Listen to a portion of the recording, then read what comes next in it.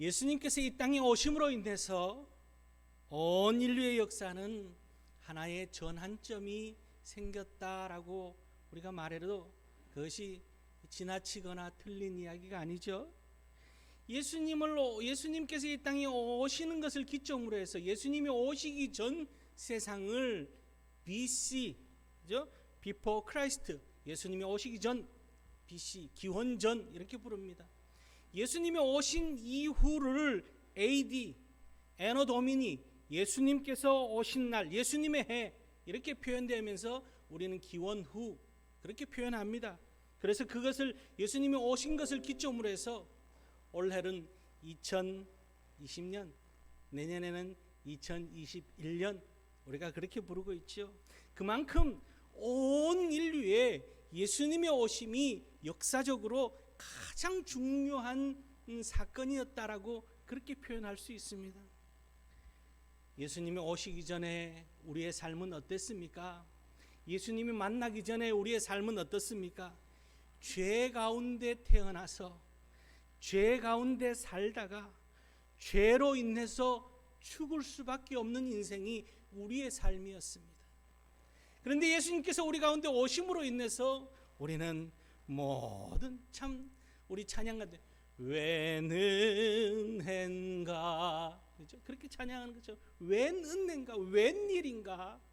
주님이 우리를 구원하여 주시고 우리에게 구원의 문을 열어주시며 주님의 그 십자가 사랑을 바라봄으로 인하여서 영생의 기쁨을 얻고 오늘 우리는 복된 삶을 살아가고 있습니다. 주님의 특별하신 보호하심 아래서 그렇게 사는 영광을 누리고 있는 복 있는 삶을 우리가 살아갑니다. 그러기에 우리는 12월 25일 주님 오신 날을 기억하면서 함께 기뻐하고 즐거워하며 그렇게 우리가 주님을 고대하고 있습니다. 주님이 오시기 전 4주 전 우리는 대림절 기간을 보냅니다. 이 땅에 오신 주님의 그 크신 사랑을 깊이 생각하며 첫 번째 촛불을 켜고 소망의 구주로 오신 주님을 우리는 기억합니다. 두 번째 촛불을 켜며 평화의 왕으로 오신 주님을 기억합니다. 그렇게 주님을 깊이 생각하며 다시 오실 주님을 기다리고 있는 삶을 사는 것이 오늘 우리의 모습입니다. 주님께서는 분명히 다시 오시겠다고 약속하셨고 우리는 그 주님 오심을 기다리며 살아갑니다. 누구나가 종말을 맞이합니다. 개인적으로 종말을 맞이할 수도 있습니다. 이 땅에서의 생을 마감하고 개인적으로 종말을 맞이하게 될지, 주님이 다시 오심으로 인해서 전 우주적인 종말의 때에 주님을 만나게 될지는 아무도 알 수 없지만은 그러나 우리는 마지막 때를 맞이하게 됩니다. 그러기에 2000년 전 이 땅에 오신 그 주님을 그때는 제대로 맞이한 사람들이 많지 않았지만 오늘 우리는 주님을 기다리면서 다시 오실 주님을 맞이할 준비하며 2000년 전 이 땅에 오신 주님의 그 크신 사랑을 깊이 생각하고 감사하며 살아가는 그런 우리들이 되어야 한다라는 거죠. 그러기에 우리는 이 대림절 기간을 준비하며 그렇게 보내고 있습니다.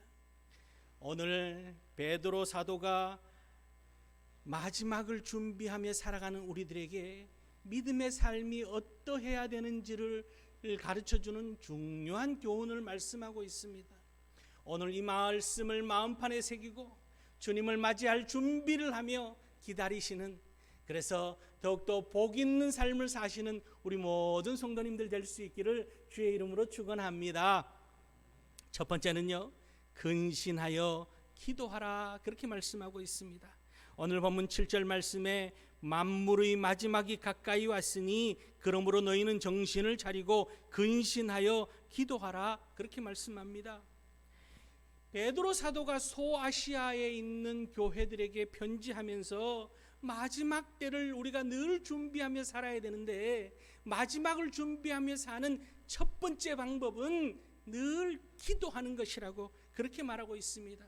이 당시 사도 바울이 편지를 보낼, 소아시아에 편지를 보낼 당시에는 로마 제국의 박해가 굉장히 심할 때였습니다. 카타콤에 끌려가기도 하고, 그래서 완전히 짐승의 밥이 되기도 하면서 또한 모든 재산을 몰수당하고 추방당하고 온갖 박해와 어려움을 겪고 있는 그들에게 더욱더 기도에 힘쓰라, 그렇게 사도 베드로는 그렇게 이야기하고 있습니다. 문제가 다가올수록, 어려운 일이 있을수록 우리가 해야 되는 것은 하나님 앞에 기도하는 것이라는 거죠. 누구나가 시험거리, 문제거리, 걱정거리, 염려거리, 또한 어려운 인생에 걸음걸음 살아갑니다. 그럴 때 우리는 더욱더 주님 앞에 기도하며 나아가는 것이 우리의 삶의 최선의 방법이라는 것을 오늘 베드로는 우리에게 말씀하고 있습니다. 그래서 베드로전서 1장 13절 말씀에 그러므로 너희 마음의 허리를 동이고 근신하여 예수 그리스도께서 나타나실 때에 너희에게 가져다 주실 은혜를 온전히 바랄지어다. 깨어 기도하면서 주님만 바라보는 삶이 오늘 우리의 삶이어야 한다는 것을 말씀하고 있습니다. 끊임없이 여러 가지 일들이 많이 생기는 사건 사고 속에서 우리가 살아가고 있습니다. 그런 이 가운데서 우리가 더욱 힘써야 되는 것은 기도함에 있다라는 것입니다. 세상은요, 이 악한 영들은, 공중권세 잡은 악한 영들은 우리로 하여금 끊임없이 세상과 타협하게 만듭니다. 세상의 유혹에 넘어지게 만듭니다. 또한 우리로 하여금 시험에 빠져서 허우적거리게 만드는 것이 오늘 이 세상입니다. 더 나아가서 우리는 나 자신을 위해서 살다 보니까 바쁘다는 이유로, 다른 것 없어요. 바쁘다는 이유로, 제일 많은 이유가 바쁘다는 이유로 기도에 빠지고, 바쁘다는 이유로 예배에 빠지고, 바쁘다는 이유로 말씀을 제대로 읽지 못하고, 그죠? 여러분 얼마나 바쁩니까? 다들 바쁘게 사시죠, 그죠? 정말 바쁩니다. 그러나 우리가 바쁜 가운데서도 놓치지 말아야 할 것이 오늘 기도하는 일이라는 것. 기도만이 모든 염려, 근심, 걱정, 시험, 유혹 다 이길 수 있는 비결이요, 축복의 문을 여는 길이 기도라는 것을 오늘 우리가 반드시 기억하고, 더욱더 오늘 이 어려운 시대를 살아가며 하나님 앞에 기도하며 준비된 모습으로 사는 그런 우리 성도님들 될 수 있기를 바랍니다. 우리 사랑하는 성도님들, 직장 생활할 때에 직장에 출근해서 가장 먼저 해야 되는 것이 기도입니다. 하나님, 오늘도 업무 볼 때에 하나님께서 함께해 주시고, 직장에서 동료들과 대화할 때에 하나님께서 내 입술을 지켜주시고, 그렇게 주님께서 나와 함께하여 주셔서 주님의 영광이 드러나는 오늘 하루가 되게 하여 주시옵소서. 그렇게 기도해야 되는 거죠. 우리 학생들은 어떻습니까? 하나님, 책상 앞에 앉았습니다. 오늘도 지혜와 총명을 주셔서 하나님 학업에 전념할 수 있게 하여 주시고, 잘 익혀서 이 모든 것을 통해서 주님의 영광을 드러내는 삶을 살아가게 하여 주시옵소서. 여러분, 또 우리 사업장 가지고 계시는 분들, 장사하시고 사업하시는 분들도 마찬가지입니다. 하나님, 이 사업이 주님의 사업이 되게 하여 주시옵소서. 주님의 영광을 드러내는 사업이 되게 하여 주시옵소서. 그렇게 기도하며 나아가는 그런 우리들이 될 수 있길 바랍니다. 여러분, 기도하지 않으면은, 오늘 베드로 사도가 기도를 가장 먼저 강조한 이유가 뭐겠습니까? 기도하지 않으면은 시험이 온다는 것을 온몸으로 경험한 인물이 이 베드로입니다. 예수님께서 잡히시기 전날 밤 겟세마네 동산에 올라가실 때 베드로와 야고보와 요한과 함께 올라갔습니다. 그리고는 예수님께서는 간절히 기도합니다. 정말 아버지 하나님 앞에 간절히 기도합니다. 그럴 때 평상시 같으면은 졸고 잘 수 있지만, 이 주님께서 간절히 기도할 때 베드로와 야고보와 요한에게 뭐라고 이야기합니까? 나와 함께 깨어 기도하라고. 그럴 때 베드로와 야고보 요한의 모습이 어떠했습니까? 마태복음 26장 40절 말씀에 제자들에게 오사 그 자는 것을 보시고 베드로에게 말씀하시되 너희가 나와 함께 한 시간도 이렇게 깨어 있을 수 없더냐. 깨어 기도하라는 거예요. 그 결과가 어떻습니까? 그때 깨어 기도하지 못함으로 인해서 주님이 잡히시니까 도망가고, 모른다고 부인하고 결국 시험에 빠지고 마는 거죠. 시험은 기도하지 않고 잠들어 있을 때 시험이 우리에게 찾아오는 겁니다. 깨어 기도할 때 하나님께서는 우리로 하여금 넉넉히 이기고도 남도록 만들어주시는 놀라운 은혜가 우리에게 허락되어진다는 사실을 기억하고, 누가복음 21장 36절 말씀에 이러므로 너희는 장차 올 이 모든 일을 능히 피하고 인자 앞에 서도록 항상 기도하며 깨어 있으라, 그렇게 주님께서 말씀하셨습니다. 늘 기도하는 우리 성도님들 될 수 있기를 바랍니다. 기도만이 이 마지막 시대를 살아가는 우리들이 주님을 맞이할 준비할 수 있는 첫 번째 비결임을 기억하고, 기도로 온 세상을 넉넉히 이기고도 남으신 주님처럼 살아가시는 그런 우리들이 될 수 있기를 바랍니다. 다니엘은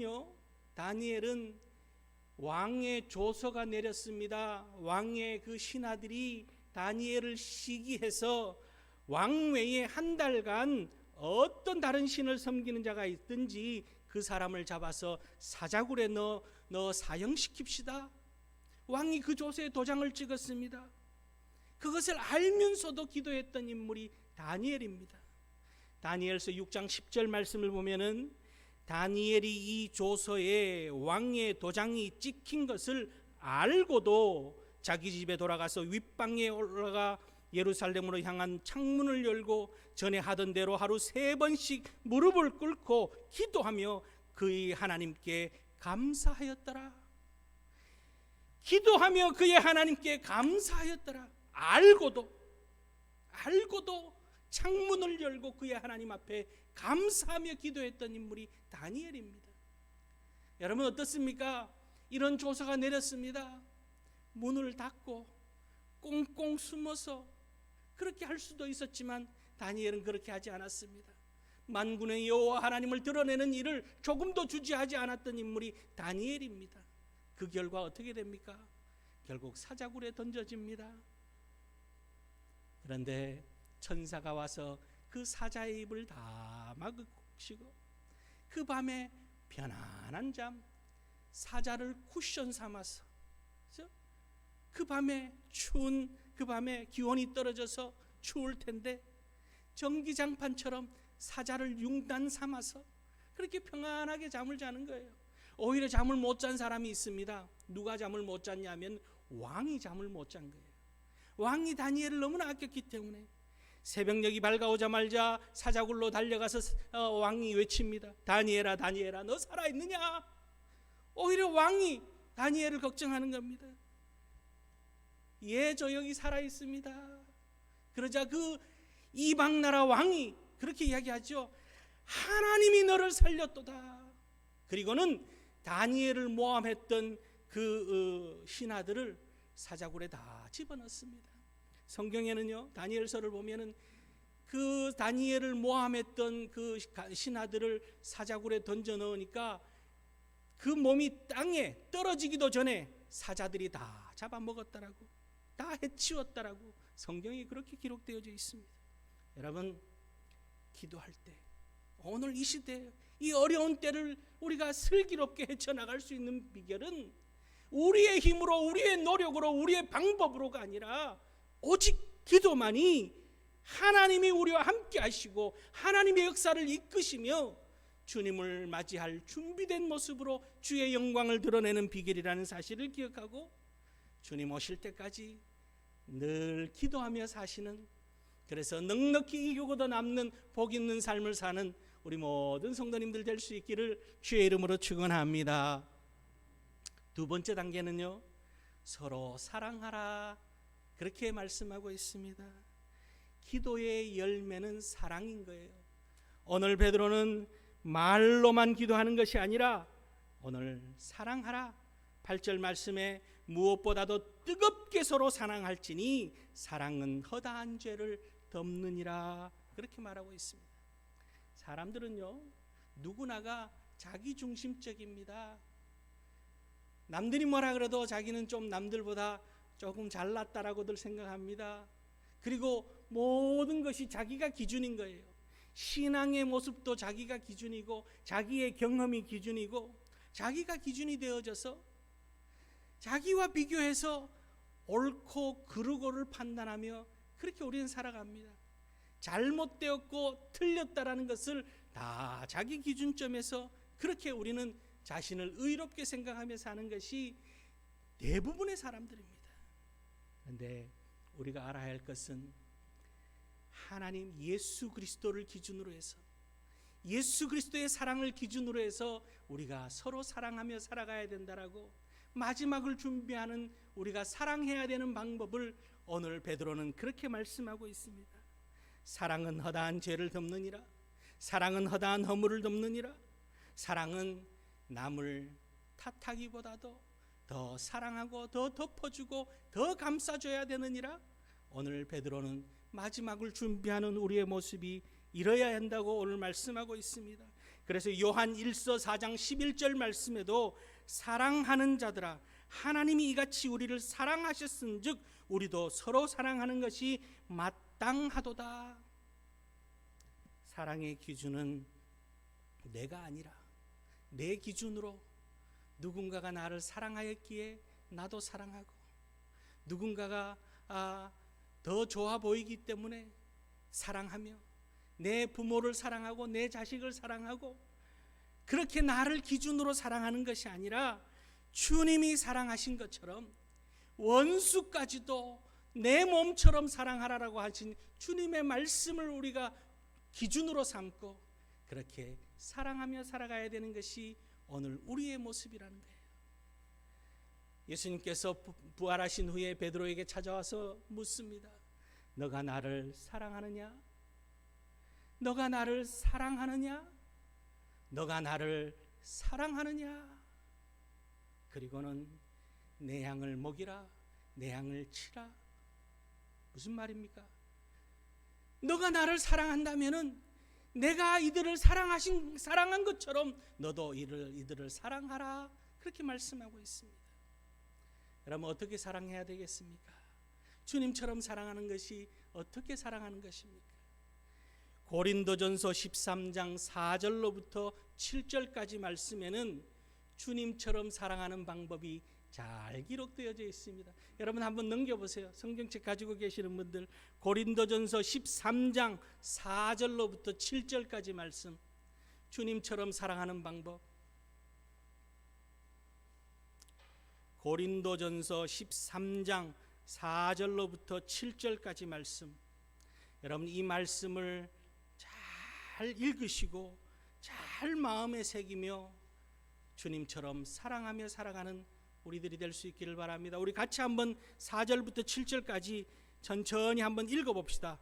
사랑은 오래 참고 사랑은 온유하며 시기하지 아니하며 사랑은 자랑하지 아니하며 교만하지 아니하며 무례히 행하지 아니하며 자기의 유익을 구하지 아니하며 성내지 아니하며 악한 것을 생각하지 아니하며 불의를 기뻐하지 아니하며 진리와 함께 기뻐하고 모든 것을 참으며 모든 것을 믿으며 모든 것을 바라며 모든 것을 견디느니라. 아멘. 여러분 오늘 집에 가셔서 이 고린도전서 13장 4절로부터 7절까지 말씀을 읽고 또 읽고 매일 아침 기도로 출발하고 나서 여러분들이 늘 읽는 성경 본문 읽으시고 그리고 이 본문 말씀 냉장고에도 붙여놓고 싱크에도 붙여놓고 화장실에도 붙여놓고 그렇게 하루에 한 번쯤은 꼭 읽으시고 또 읽으시고 주님 이렇게 사랑하며 살게 하여 주시옵소서. 주님 닮은 모습으로 삶의 기준이 사랑의 기준이 내 중심이 아니라 주님 중심으로 사랑하며 그렇게 살아가는 준비된 모습인 주의 성도 되게 하여 주시옵소서. 기도하며 사랑하며 살아가는 우리들이 될 수 있기를 주님의 이름으로 축원합니다. 세 번째는요, 서로 섬기라 그렇게 말하고 있습니다. 마지막을 준비하는 우리들에게 주님께서 주신 말씀, 베드로 사도를 통해서 주신 말씀은 서로 섬기라는 거예요. 오늘 본문 9절 10절 말씀을 보면은 서로 대접하기를 원망 없이 하고 각각 은사를 받은 대로 하나님의 여러 가지 은혜를 맡은 선한 청지기 같이 서로 봉사하라, 그렇게 말하고 있습니다. 대접하고 봉사하라고, 섬기라는 거예요. 서로 섬기라는 거예요. 앞서서 우리가 고린도전서의 말씀을 함께 읽었습니다마는 사랑에 표현되어지는 것이 한마디로 말하면은 섬김이다라는 거죠. 그렇죠? 세상을 사랑하며 섬기고 이웃을 사랑하며 섬기는 것이 사랑의 표현이라는 거예요. 희생되어지고 낮아지고 섬김을 위해서 주님께서 2000년 전 이 땅에 오신, 우리가 기다리는 성탄절 주님이 오신 것은 낮아지고 섬기시며 희생하시기 위해서 오신 것이 주님의 모습이었습니다. 그러기 위해서 주님, 나도 주님처럼 섬김의 도를 다 아는 삶을 살아갈 수 있게 하여 주시옵소서. 그렇게 기도하실 수 있길 바랍니다. 세상에는요, 어떻습니까? 낮아지기보다는, 여러분 누가 낮아져라 그러면은 좋습니까? 듣기 좋습니까? 안 그래요. 낮아져야 된다 그러면은 높아지고 싶습니다. 섬기라 그러면은 섬기고 싶습니까? 섬김을 받고 싶습니다. 늘 무언가 소유하고 싶은 것이 세상적인 욕구고 욕망입니다. 저는 잘 모릅니다만은 요즘 부동산 가격이 천정부지로 올라간다고 그러더라고요. 그 원인도 어디에서부터 출발합니까? 소유하고 싶은 것에서부터, 그렇죠? 물질을 소유하고 싶은 데서부터, 욕망에서부터 출발하고, 그렇게 더 가지려고 하니까 갈등이 오고 불만이 오고 원망이 오고 불평이 생기는 거죠. 더 얻으려고 하니까, 남들보다, 내 옆에 사람들보다 좀 더 얻으려고 하니까, 좀 더 못 가지면 열등감이 찾아오고, 그렇게 더 가지려고 하니까 문제가 생기고 사건이 생기는 거죠. 우리는 은혜 받은 사람들입니다.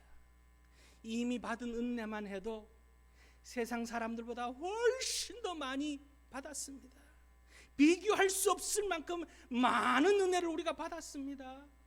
예수 그리스도의 구원의 은혜를 받았기에 그 구원의 은혜만으로도, 그것만으로도 우리는 족한 인생을 살아갈 수 있습니다. 그러기에 감사하며 기뻐하며 섬김의 삶을 살아가는 그런 우리들 될 수 있기를 바랍니다. 히브리서 13장 1절 2절 말씀에 형제 사랑하기를 계속하고 손 대접하기를 잊지 말라, 이로써 부지 중에 천사들을 대접한 이들이 있었느니라, 그렇게 말하고 있습니다. 여러분, 늘 기도하며 사랑하며 섬기며 살아갈 때 주님, 사랑의 섬김의 삶을 살게 하여 주시옵소서. 예수 믿고 구원받은 것으로 멈추지 않게 하여 주시고, 기도하는 것으로 멈추지 않게 하여 주시고, 사랑으로 섬기는 삶을 살게 하여 주셔서 더욱더 온전히 주님 닮은 모습으로 살아가는 우리들 되게 하여 주시옵소서. 이렇게 기도하며 그리스도의 사람으로서, 그리스도인으로서 사랑하며 섬김으로 오늘 우리에게 찾아온 모든 문제가 사랑과 기도와 사랑과 섬김으로 해결되어질 수 있다는 믿음의 확신을 가지고 다시 오실 주님을 고대하며 사는 그런 우리들 될 수 있기를 바랍니다. 여러분, 이 대림절 예수님께서 이 땅에 오신 그 참 의미를 깊이 생각하는 이 대림절 기간에 다시 오실 주님을 고대하며 더욱더 기도하며 사랑하며 섬김의 삶을 사는 그런 우리 성도님들 다 될 수 있기를 주의 이름으로 축원합니다. 기도하시겠습니다.